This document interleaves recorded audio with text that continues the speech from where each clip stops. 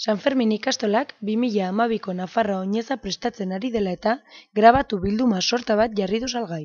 Honekin, artea demokratizatzeko xedea dago edo behintzat eskuragarriagoa egitea. Produktu esklusiboak dira eta prezio merkean eskainiak.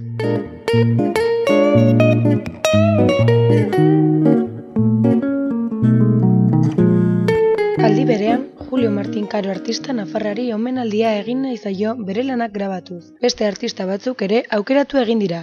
Xabier Morras, Juan Gorriti eta Gentz del Valle esate baterako. Bilduma Jorge Oteizaren grabatu batekin osatuko da. Seri mugatuak eta zenbakidunak dira. San Fermin ikastolan eta oinez dendan salgai daude.